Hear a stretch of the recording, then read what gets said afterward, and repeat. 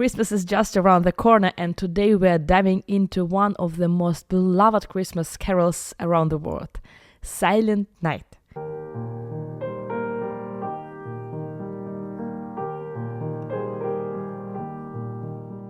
Did you know that it was composed in 1818 by Franz Xaver Gruber? This composition was originated here in Austria, so I'm sending you warm greetings from the homeland of this beautiful song. Our plan for today: first a tutorial for the beginners, a super easy one. Then I will tell you how to make it sound more difficult. We will speak about the intro, we will speak about different kinds of accompaniment, maybe different tonality. And at the end, I will tell you a very interesting story about Silent Night. It touches me a lot, and I think you will be interesting to hear it too. Let's begin with the melody. Originally, it's written in 6/8 time signature, but most of the beginner arrangements are in 3/4 time signature. Actually, it makes almost no difference for the interpretation, but it's way easier to read for the beginners. And the melody itself isn't difficult, but I don't know how it once you are in piano playing. If you find the rhythm, the dotted rhythm challenging, you can try to count like 1 and 2 and 3 and 1 and 2 and 3 and just super brief so you understand what I mean. We have 1, 2, 3, and as you can see, this 8th note comes in between.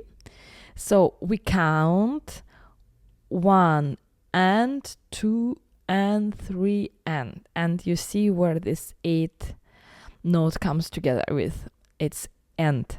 So 1 and 2 and 3 and. This is the only tricky part of this melody. The rest should be fine. And once you're comfortable with the melody, we can move on to adding accompaniment. And this part is completely up to you. What feels practical for you? Is it just a single note in the left hand, or a chord, or maybe a broken chord pattern, or something else? We will go through different options so you can choose one which fits best for you and makes it easier to play. Of course, there are different ways to harmonize Silent Night, and we take the most basic one.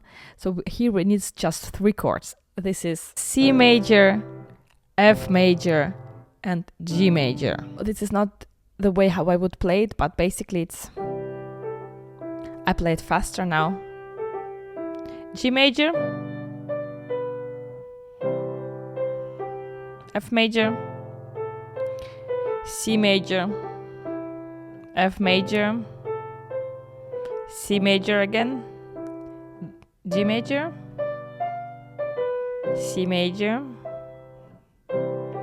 G major. So we can also play single note. Of course, it sounds somehow boring. We are playing just the lowest note of the bass note of this chord, but as you see, it works. So before you play just the melody, it's better you add some bass notes from the harmonies.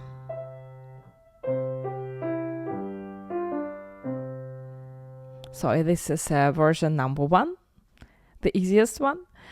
Then we can play the entire chord.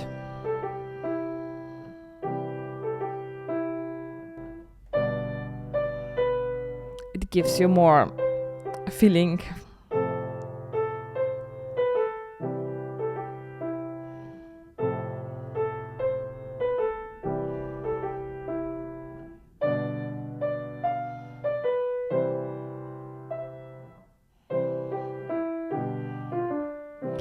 Usually I would recommend to use the inversions of the chords, and I even have a very nice video about this, about cadences. So take a look, I will link it up here. But as a step 2, right after you play just some bass, you can practice with these chords, which are based on these bass notes. Maybe it's a step 2. And now let me introduce the version I prepared for you, and you can also find the download link in the description. It sounds like this.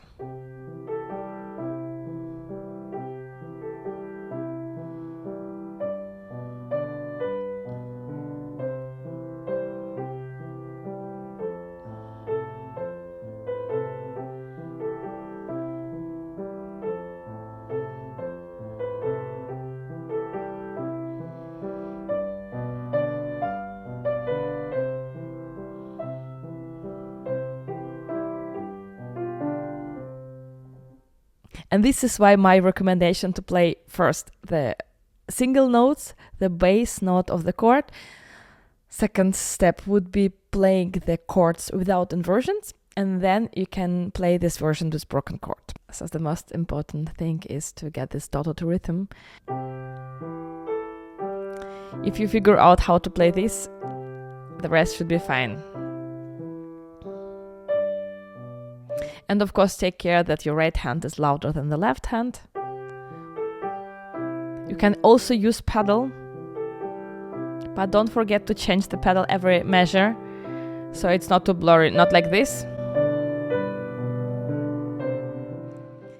So I will play it for you so it's easier to practice afterwards.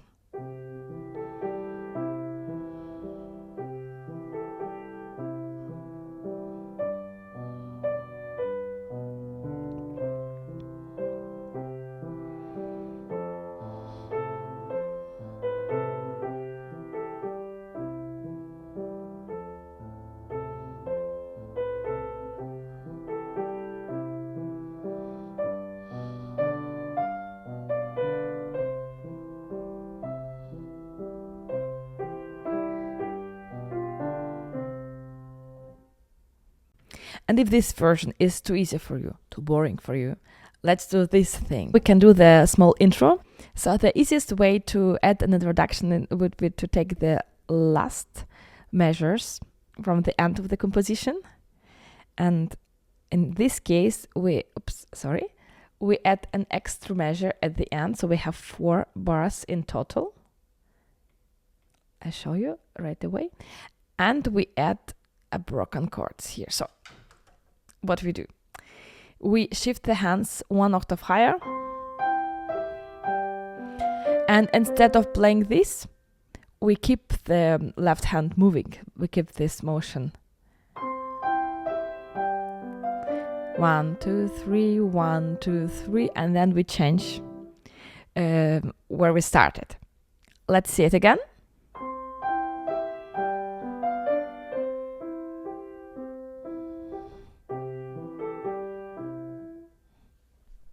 And what's next? You add another accompaniment.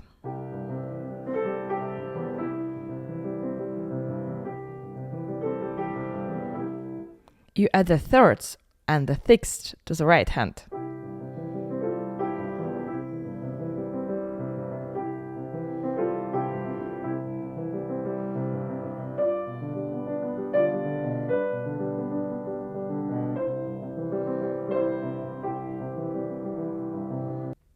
It sounds way more interesting, right?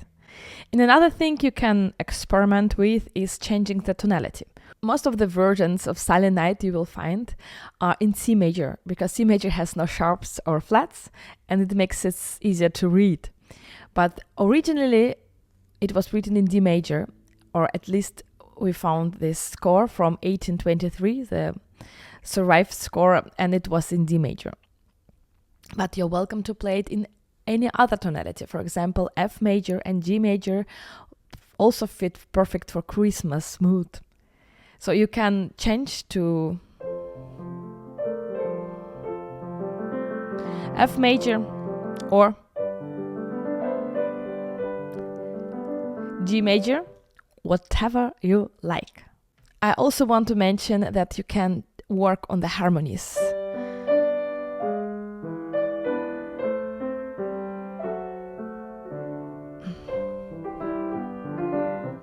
You can change the harmonies, you can improvise, you can be so creative. We have a fantastic course on improvisation on Jeff's Pianist Academy. Please check it below. I'm sure you will find very inspiring ideas also for a Silent Night. And just in case you're ready to play something difficult, you can also try to experiment with Silent Night and add some classical approach to this. For example, the accompaniment. And also some elements.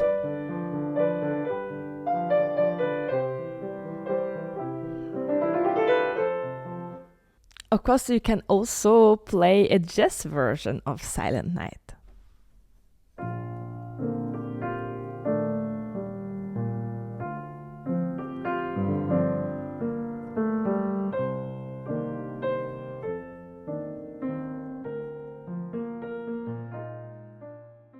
As I mentioned at the beginning, I want to end this video by sharing a very special story about Silent Night. One of the most touching moments in its history took place during World War I. On Christmas Eve in 1914, something extraordinary happened along the Western Front. Soldiers on both sides declared an unofficial truce.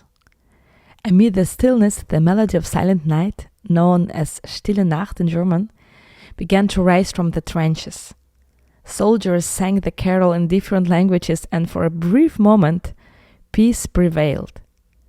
Some even exchanged small gifts and greetings. This story shows how the music and the message of Silent Night can unite people, even in the darkest times. As we know, unfortunately, it didn't last for long, but at least for a couple of hours, the people could celebrate Christmas, they could sing together again, and they could enjoy this couple of hours in peace together. I hope that this tutorial brought you some joy and inspiration to create your own version of Silent Night. Good luck while practicing, and I wish you a beautiful Christmas season.